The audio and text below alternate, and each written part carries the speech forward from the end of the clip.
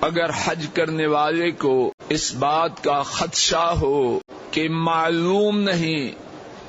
اس کی صحت کی خرابی یا کسی اور وجہ سے اس کے ساتھ کیا معاملہ پیش آ جائے اور اسے یہ گمان ہو کہ وہ ایسی صورت پیش آنے پر حج کو پورا نہ کر پائے گا، تو کل کے درس میں یہ بات اللہ کی توفیق سے گزر چکی کہ وہ احرام باندھتے ہوئے اللہ کریم کے ساتھ یہ شرط کر لے کہ جہاں مجھے روکو گے میں احرام کو کھول دوں گا۔ یہ شرط کرنے والا بیماری کی شدت یا کسی ایسی ناگہانی صورت کے پیش آنے پر جس کے ساتھ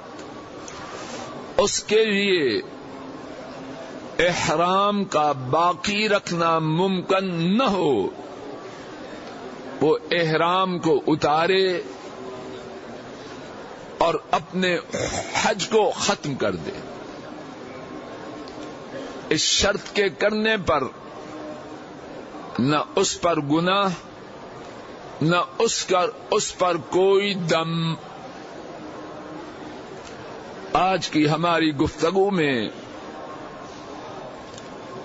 اسی سے ملتی ہوئی ایک بات ہے، لیکن یہ بات ایسے حج کرنے والے کے متعلق ہے جس نے احرام باندھتے ہوئے اللہ کریم کے ساتھ شرط نہ کی۔ احرام باندھا حج کے لیے، راستے میں صحت کی خرابی یا کوئی اور ایسی صورت حال اسے پیش آئی